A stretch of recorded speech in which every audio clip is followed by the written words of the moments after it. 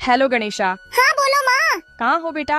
कहीं नहीं माँ, गन्ने के घानने पर आया था, गन्ने का रस पीने आया था। बहुत मीठा रस है माँ, आपके लिए लाऊं क्या? अरे वाह बेटा गणेशा, गन्ने के रस के साथ नींबू और हरी मिर्च और हरा धनिया रह जाए तो मजा आ जाए बेटा। लाना बेटा, आज गन्ने का रस पियेंगे। ठीक है माँ, अभी लाता हूँ। हेलो गणेशा। हाँ बोलो माँ। कहाँ हो बेटा? कहीं नहीं माँ, गन्ने के घानने पर आया था, गन्ने का रस पीने आया था। बहुत मीठा रस है माँ, आपके लिए लाऊं क्या? अरे वाह बेटा गणेशा, गन्ने के रस के साथ नींबू और हरी मिर्च और हरा धनिया रह जाए तो मजा आ जाए बेटा। लाना बेटा, आज गन्ने का रस पियेंगे। ठीक है माँ, अभी लाता हूँ। तो देखिए, औलाद का माजूर होना इंसान के गुनाहों का नतीजा नहीं होता है, क्योंकि अल्लाह ताला एक की सजा दूसरों को नहीं देता है। ये इस्लामी अकीदा नहीं है।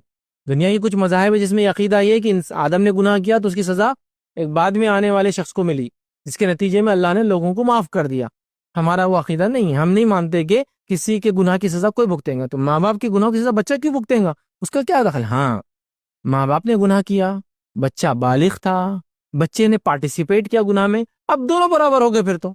लेकिन एक दूसरे की सजा नहीं मिलेंगी, इसको इसकी उसको उसकी। हाँ, माँ बाप ने शुरुआत करवाई जिसकी वजह से गुनाह फैला तो सबको मिलेंगे, फिर माँ बाप को डबल मिलते जाएंगे, क्योंकि उनकी वजह से हुआ। जैसा कि एक आदमी ने खून किया, लोगों को बताया खून ऐसा करना लोगों का, अब जितनों के खून होंगे इसको भी एक पार्ट मिलेंगे, वो एक अलग चीज है। लेकिन याद रखिए, बच्चों की सजा बड़ों को, बड़ों की सजा बच्चों को, माँ बाप की सजा बच्चों को, बच्चों की सजा माँ बाप को नहीं मिलती है। जैसा कुछ लोग होते हैं ना, एक बच्चा नाफरमान है, गुंडा आई है, तकलीफ दे रहा, तो बोलते देखो तुम बीमार है ना तुम्हारे बच्चे की वजह से। माँ बाप ने अगर उस बच्चे को नहीं समझाया, नहीं मनाया, उनकी वजह से वैसा बना, तब तो हो सकता है, लेकिन उमूमन नहीं होता ऐसा। याद रखिए, ठीक है? तो लिहाजा अगर कोई बच्चा माजूर है, अपाहिज बोलते हैं, या कमजोर है जहनी एतबार से, ठीक है, कोई आज़ाद से तो माजूर नहीं है कि आंख नहीं, हाथ नहीं, पैर नहीं, लेकिन अक्ल से माजूर हो गया, ठीक है, तो लिहाजा इसमें माँ बाप की कोई खतर गलती नहीं है। जो लोग ये कह रहे हैं कि तुम्हारे गुनाहों की सजा ये बच्चा है, तो याद रखिए वो लोग बिल्कुल गलत बोल रहे हैं। ऐसा नहीं है। हाँ, ये बच्चा इनके लिए आजमाइश है। अगर उस बच्चे की सही से देखभाल करते, ख्याल रखते, तो अल्लाह ताला इसका उनको अजर अता करेगा, और जिसका जैसा इम्तिहान है उसका वैसा बदला है। याद रखिए।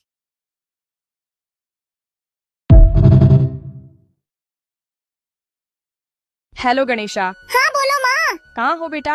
कहीं नहीं माँ, गन्ने के घानने पर आया था, गन्ने का रस पीने आया था। बहुत मीठा रस है माँ, आपके लिए लाऊं क्या? अरे वाह बेटा गणेशा, गन्ने के रस के साथ नींबू और हरी मिर्च और हरा धनिया रह जाए तो मजा आ जाए बेटा। लाना बेटा, आज गन्ने का रस पियेंगे। ठीक है माँ, अभी लाता हूँ।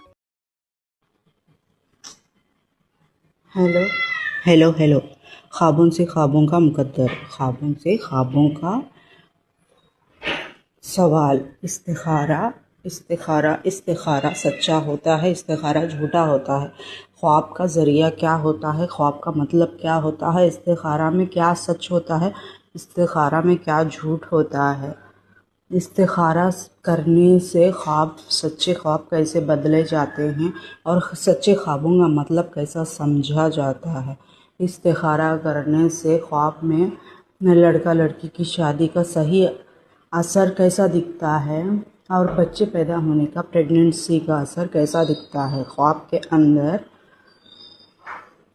अंदर सही क्या है, गलत क्या है, समझने के लिए इस्तिखारा करते हैं। क्या चीज़ दिखने से नौकरी मिलती है, क्या चीज़ दिखने से शादी होती है, क्या चीज़ दिखने से बच्चे पैदा होते हैं। बेटी के रिश्ते कांच का खिलौना नहीं होते, जिनसे दिल बहल गया और तोड़कर घर के बाहर फेंक दिया। मेरी बच्ची ने ऐसा कौन सा गुनाह किया था जिसकी तूने उसे इतनी सख्त सजा दी? सजा उसे नहीं, तुझे दी है। गुनहगार वो नहीं, तू है। अब शेर खान की हवेली के साए में आ ही गया है, तो जवाब भी देता जा।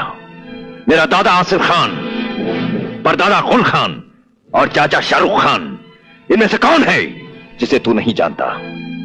इस खानदान के बेटे की जमानत मांगने की जरूरत कैसे की तूने? बोल। हक मेहर तो हमने अपने रुखसार की हिफाजत के लिए मांगा था, अपने लिए नहीं। समझी साईं?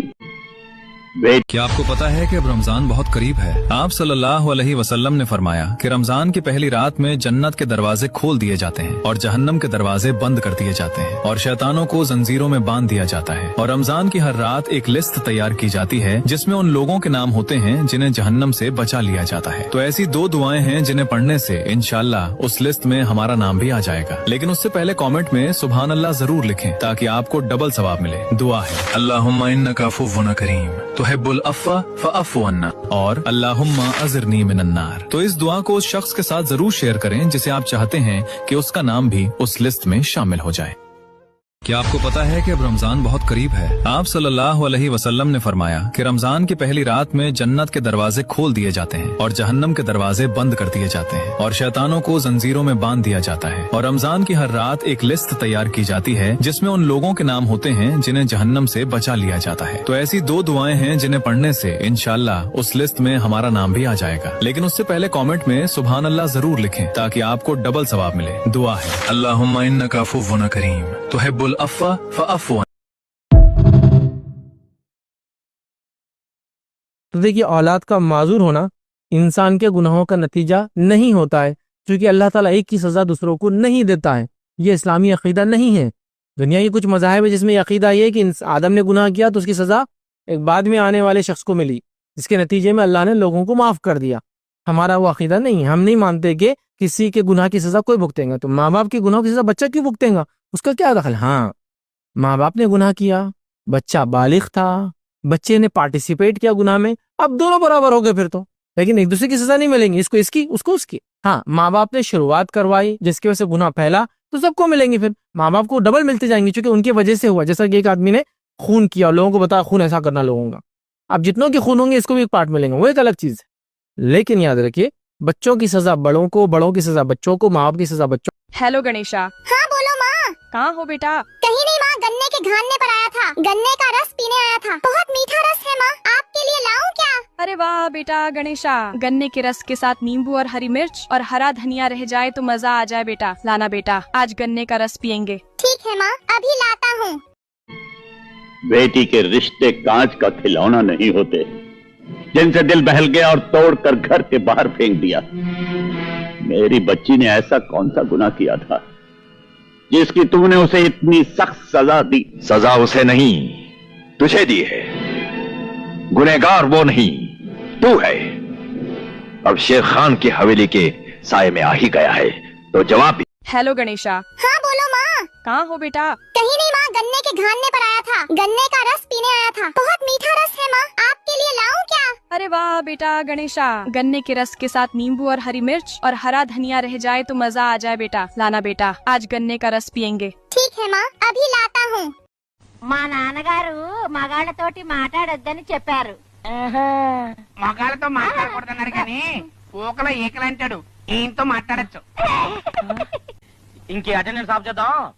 ఉప్పు కప్పు రంబు పద్యం చెప్పండి. నువ్వు చెప్పు పాప. ఉప్పు కప్పు రంబు ఒక్క పోలిక నుండు, చూడ చూడ రుచుల జాడ వేరు. పురుష్ అప్పుడు సిగ్గేస్తుంది బాబు. పురుష్ అబ్బా, పురుష్ అమ్మా, పురుష్ ఇక నేను చెప్పలేను బాబు. ఏమిటి తల్లి పురుష్ పురుష్ అని చెక్కల గురించి చెప్తున్నావు? పురుషుల వీక్నెస్ ఏమైనా పట్టుకుంది ఏమిటి? మీ నాన్నతో చెప్పి అర్జెంటుగా పెళ్లి చేసామని చెప్తాలేమా? కుదా మా నాన్నగారు మగాళ్ళతోటి మాట్లాడొద్దని చెప్పారు. మగాళ్ళతో మాట్లాడకూడదన్నారు కానీ ఊకలో ఈకలంటాడు. हेलो गणेशा। हाँ बोलो माँ। कहाँ हो बेटा? कहीं नहीं माँ, गन्ने के घानने पर आया था, गन्ने का रस पीने आया था। बहुत मीठा रस है माँ, आपके लिए लाऊं क्या? अरे वाह बेटा गणेशा, गन्ने के रस के साथ नींबू और हरी मिर्च और हरा धनिया रह जाए तो मजा आ जाए बेटा। लाना बेटा, आज गन्ने का रस पियेंगे। ठीक है माँ, अभी लाता हूँ। तेरे घाव पुराने हैं पर दर्द अभी भी ताजा है, मैं जानता हूँ। तूने समय को गुजरते देखा पर कुछ जख्म समय के साथ भरते नहीं, बस छुप जाते हैं। कभी कोई शब्द उन्हें फिर जगा देता है, कभी कोई याद तेरे सीने में फिर वही दर्द भर देती है। तू मुस्कुरा लेता है पर अंदर कहीं अब भी टूटन बाकी है। सुन पुत्र, घाव तेरी हार नहीं है, घाव इस बात का प्रमाण है कि तूने जीवन को सच्चाई से जिया है। जो कभी जुड़ा ही नहीं वो टूटेगा कैसे? मैं शिव हूं, मैंने भी विष को अपने कंठ में धारण किया है। मैंने उसे बाहर नहीं फेंका, मैंने उसे अपने भीतर रोक लिया ताकि वो किसी और को न जला सके। यही शक्ति है। तू अपने दर्द को दुनिया पर मत फेंक, उसे अपने भीतर शक्ति में बदल। जो जख्म तुझे रुलाते हैं उन्हीं में तेरी गहराई छुपी है। जो दर्द तुझे तोड़ता है। बेटी के रिश्ते कांच का खिलौना नहीं होते जिनसे दिल बहल गया और तोड़कर घर के बाहर फेंक दिया। मेरी बच्ची ने ऐसा कौन सा गुनाह किया था जिसकी तुमने उसे इतनी सख्त सजा दी? सजा उसे नहीं, तुझे दी है। गुनहगार वो नहीं, तू है। अब शेर खान की हवेली के साये में आ ही गया है, तो जवाब भी देता जा। मेरा दादा आसिफ खान, परदादा गुल खान और चाचा शाहरुख खान, इनमें से कौन है जिसे तू नहीं जानता? इस खानदान के बेटे की जमानत मांगने की जरूरत कैसे की तूने? बोल।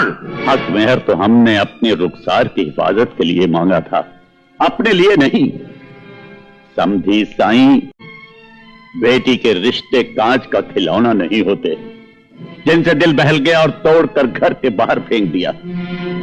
मेरी बच्ची ने ऐसा कौन सा गुनाह किया था? हेलो गणेशा। हाँ बोलो माँ। कहाँ हो बेटा? कहीं नहीं माँ, गन्ने के घानने पर आया था। गन्ने का रस पीने आया था। बहुत मीठा रस है माँ, आपके लिए लाऊं क्या? अरे वाह बेटा गणेशा, गन्ने के रस के साथ नींबू और हरी मिर्च और हरा धनिया रह जाए तो मजा आ जाए बेटा। लाना बेटा, आज गन्ने का रस पियेंगे। ठीक है माँ, अभी लाता हूँ। तेरे घाव पुराने हैं पर दर्द अभी भी ताजा है, मैं जानता हूँ। तूने समय को गुजरते देखा, पर कुछ जख्म समय के साथ भरते नहीं, बस छुप जाते हैं। कभी कोई शब्द उन्हें फिर जगा देता है, कभी कोई याद तेरे सीने में फिर वही दर्द भर देती है। तू मुस्कुरा लेता है, पर अंदर कहीं अब भी टूटन बाकी है। सुन पुत्र, घाव तेरी हार नहीं है, घाव इस बात का प्रमाण है कि तूने जीवन को सच्चाई से जिया है। जो कभी जुड़ा ही नहीं, वो टूटेगा कैसे? मैं शिव हूं, मैंने भी विष को अपने कंठ में धारण किया है। मैंने उसे बाहर नहीं फेंका, मैंने उसे अपने भीतर रोक लिया ताकि वो किसी और को न जला सके। यही शक्ति है। तू अपने दर्द को दुनिया पर मत फेंक, उसे अपने भीतर शक्ति में बदल। जो जख्म तुझे रुलाते हैं, उन्हीं में तेरी गहराई छुपी है। जो दर्द तुझे तोड़ता है। మా నాన్నగారు మగాళ్ళతోటి మాట్లాడొద్దని చెప్పారు. మగాళ్ళతో మాట్లాడకూడదన్నారు కానీ ఊకలో ఈకలంటాడు, ఈయనతో మాట్లాడచ్చు. ఇంకే అటెండెన్స్ ఆఫ్ చేద్దాం. ఉప్పు కప్పు రంబు పద్యం చెప్పండి. నువ్వు చెప్పు పాప. ఉప్పు కప్పు రంబు ఒక్క పోలిక నుండు, చూడ చూడ రుచుల జాడ వేరు. పురుష్ అబ్బా సిగ్గేస్తుంది బాబు. పురుష్ అబ్బా, పురుష్ అమ్మా, పురుష్ ఇక చెప్పలేను బాబు. ఏమిటి తల్లి పురుష్ పురుష్ అని చెక్కల గురించి చెప్తున్నావు? పురుషుల వీక్నెస్ ఏమైనా పట్టుకుంది ఏమిటి? మీ నాన్నతో చెప్పి అర్జెంటుగా పెళ్లి చేసామని చెప్తానమ్మా. కుదా